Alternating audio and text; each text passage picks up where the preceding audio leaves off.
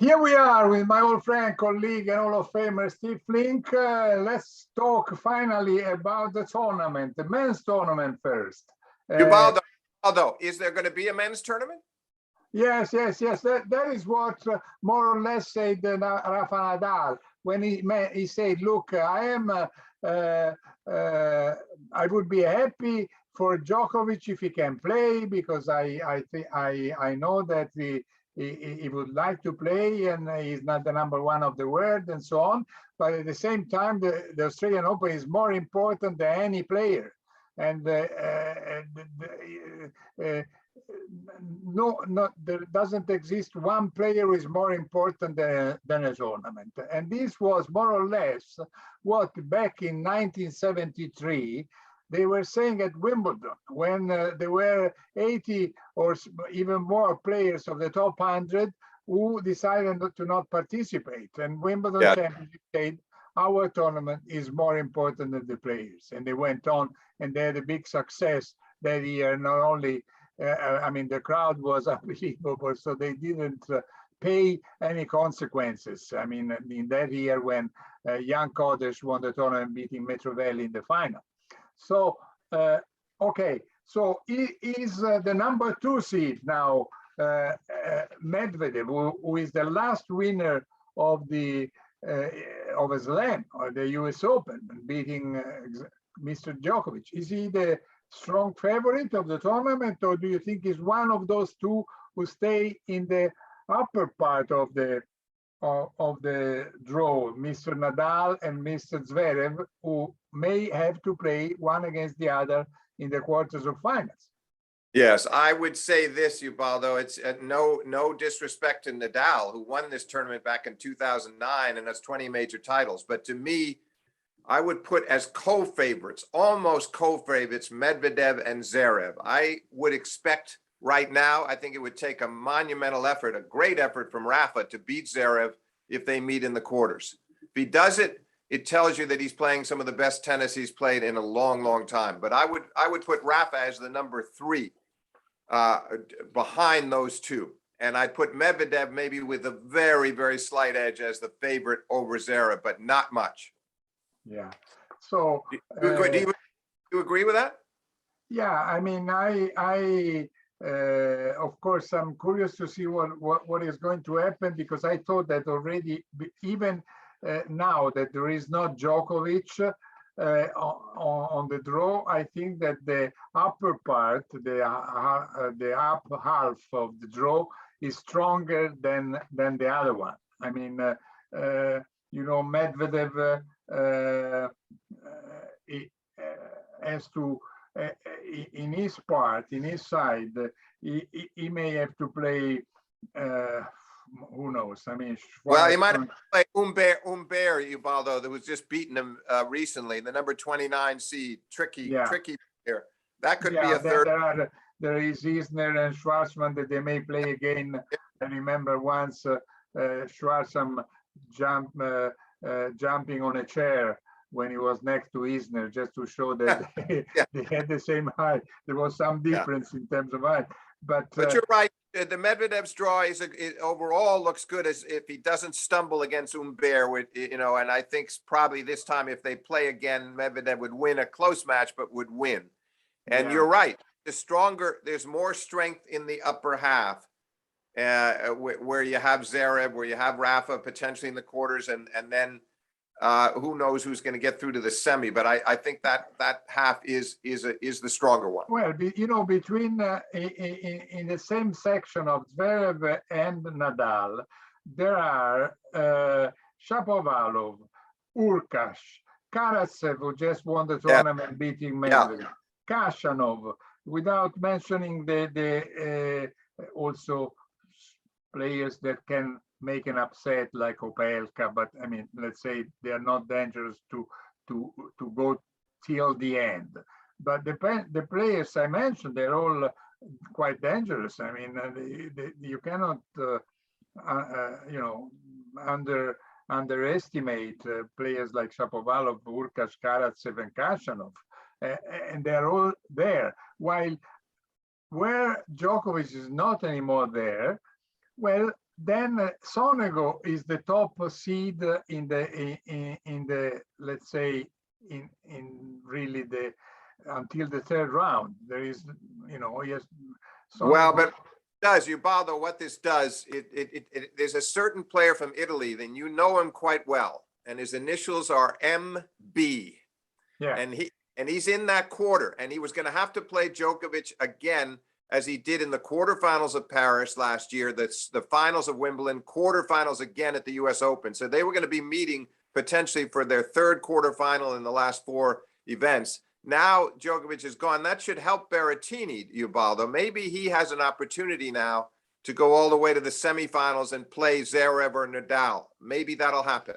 Well, I don't know, because to be honest, Berrettini has a hard draw, in my opinion. Now, of course, now without Djokovic, he can dream more. Yes.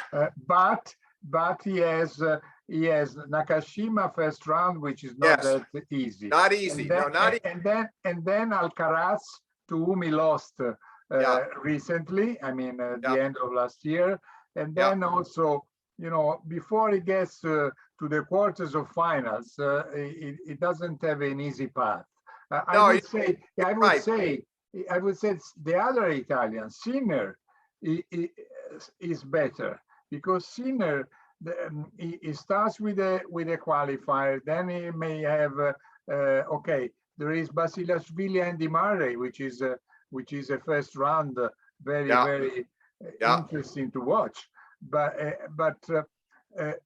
let's say Sinner doesn't have to play against any of the top three players in the world before eventually the quarters. Any of the top seven players before that round, because Ruud is number 8. So in a way, he has the easiest opponent among those seeds that he had to play once when he gets farther. Yeah, I think you make a good case about Sinner, and this is a big opportunity for him to make a serious impact on the tournament. As for Berrettini, I think if he can survive the Nakashima match, which could be very close, I think he'll round into form. And now we don't know about Alcaraz. He had a COVID a while back, and we'll see how he's.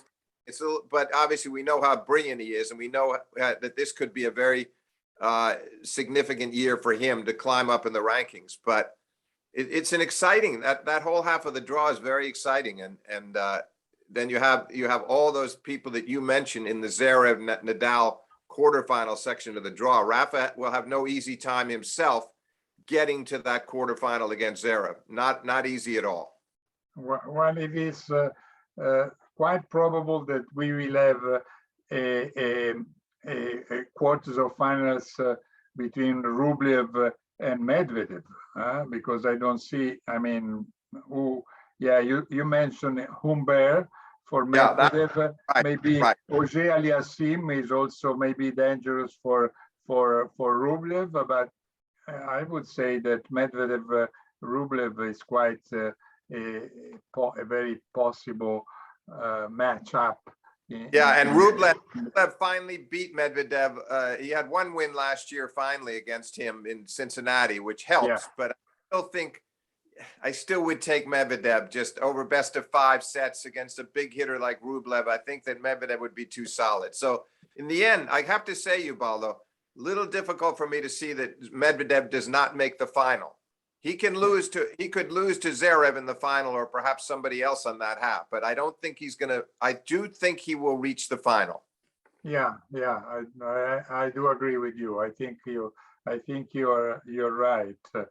While as we said, in the other half, the top half, there are many more things that is not easy to predict. No, not easy at all. And also the thing about Rafa is that he comes back after all the difficulties last year with his foot, and he didn't play again after Washington. So he hardly played the second half of the year after Roland Garros. And then he goes over and plays an exhibition and comes home and gets COVID. And now he comes back over to Australia, and he seems to be fine physically, but we don't, he has not had the best possible preparation. That's for sure. He won a tournament. True that he won a small tournament. That helps. Just the confidence of winning those matches and taking a title coming in is helpful, but he didn't have to play anybody that highly ranked. So I still think he's not quite sure where he is with his game. Not yet. Yeah. The only thing is that now, at this point, if there is one who can reach 21 slam, is him. Yeah, true. Not only here, but maybe also at Roland Garros. I mean, in a way, that's right. Even if last year Djokovic beat Nadal at Roland Garros, I still think that Nadal, when you play on clay, should always be considered the top favorite. Yeah, no, right.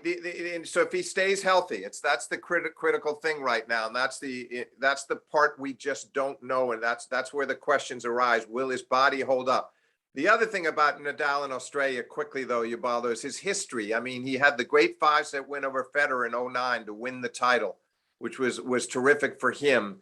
And then he's never won it since. You know, he lost that epic to Djokovic in 2012 in the 5 hours and 53 minutes. And then he had his back injury and lost to Wawrinka in the 2014 final. And then he lost the 2017 final to Roger in 5 sets after being up 3-1 in the 5th. He's had a lot of bad luck in Australia since winning his one title. So I don't know whether he feels the same way here as he does, say, in New York, where he's won 4 U.S. Opens. He's had a great record at the U.S. Open compared to Australia. Yes, but as you mentioned, I mean, when he lost unbelievable close matches. I mean, it's not that he was destroyed. If he had been destroyed, I mean. But that's what I mean by bad luck. I don't mean that he hasn't played well enough to win, but you know, it hasn't been a place of good fortune for him. No, that's true. But but maybe, you know, maybe this could be his year, even if, as you said, nobody knows about his physical conditions. No. Yeah. Anyway, which could be, we didn't say anything about the number 4 seed because we think that everyone thinks that Tsitsipas has got some problems. He had a problem, actually, tennis elbow, which prevented him to play well at the end of last season, and also the beginning of this. He said his father, and so they say that he's not completely out of it. So we don't know what could be his situation, but that's why, in a way, in that section of the draw where he is number 4, you have Sinner, who is number 11, and then in the middle there is Fritz, who is 20, and Fritz has shown some potential, plus Dimitrov, who is 26, and Dimitrov also is a guy that in Australia has a good record. Yes, semi-finalist, losing to a great match to Nadal in 2017. That was his best showing. But you know what, Ubaldo? I can't see Tsitsipas upholding his number 4 seeding. I just don't see it right now for the reasons you cited. The arm, elbow, to be specific, has just not cooperated, and I don't think he really knows if he can get through that many matches physically and it's affected his serve, and we just haven't seen the same player toward the end of last year, and there was some doubts about whether he would even come to Australia. He did. He's trying, but I would be very surprised if he made the semifinals. How about you? Yeah, well, at the beginning he has to play the Swedish Michael Himmer, then maybe Baez, the Argentinian. Or he doesn't have a very, very difficult draw unless he finds Dimitrov in his best shape. And then although a difficult draw for it's right now in his circumstances. Any draw, I think, is difficult because he just doesn't trust himself, and he hasn't played enough matches, hasn't had enough wins the way he did the first half of last year. So I just feel like it's going to be a struggle. It's a bit, and I wouldn't even be that shocked if somewhere along the line he pulled out of the tournament. He still wasn't ready physically. Yeah, yeah. Anyway, let's say that the theoretical last 16 matches would be probably, Zverev, Shapovalov, Urkash, Nadal in one section, maybe Nori, Berrettini, and above, who knows, against who will get there in the really top section. While under, I would say Ruud, Sinner, Bautista Agut, maybe it's Tsitsipas, who we don't know, and then Rublev, Auger Aliassime, and Schwarzman, Medvedev. Yeah, I think the most interesting of those matches that you just mentioned would be Hurkacz Nadal, because he's such a big guy, Ubaldo. I think maybe he can handle that Rafa spin off the forehand better than most with his two-hander. And that could be important. Plus, he has that big serve, and he's not afraid to come in. So I believe that he would pressure Rafa up to a point, and that could be a very hard-fought, close match if they meet. Okay, listen, I would conclude this section about the men's draw, and I will stop. Just quickly before we conclude, I'm saying in the end, I'm just going to go out. I'm going to predict Zverev beats Nadal in 4 sets, wins his semifinal, gets to the final, plays Medvedev. Zverev wins over Medvedev in 5 sets for the title. That's my prediction. Well, you went a lot. We have 2 weeks. Are you going to make a call? Well, now I feel pushed to do it. I am a great supporter of Zverev in the sense that I think that at the end of the year he could be the real #1, because I don't expect Nadal to be able to play all the tournaments. Of course, I don't see, unfortunately, Federer coming back for more than 1, 2, maybe tournaments, Wimbledon, who knows what. And I trust in a way more Zverev than everybody else in the long run in 2022. So I don't know if he will win the first slam, because you know that he never beat a top 10 player, I think, in the slam yet. So that is a big limit, no? But I think so. I do agree that he can win this tournament, but if he doesn't win this one, he will win a slam during the year. I would be surprised if he didn't. So that means you sound like you might be picking Medvedev here. Yeah, because Medvedev more experience. He has already won a slam. He has an easier draw. He will get to eventually to the finals, as we said before, more rested. The others will have to win a lot of difficult matches. And so that is something that in a long tournament, sometimes you pay for it. If you play a few 5-setters, and then in Australia, you never know what kind of weather you find, how hot can be a day and things like that. So I think Medvedev has an easier path, so at the end he may prevail, but I don't know. That is what I say. I think I will stop the men's discussion, and we start recording later the ladies. All right, thank you, Ubaldo. Enjoyed it. Thank you. Thanks a lot to Steve, Flink, Hall of Famer, great friend, great colleague.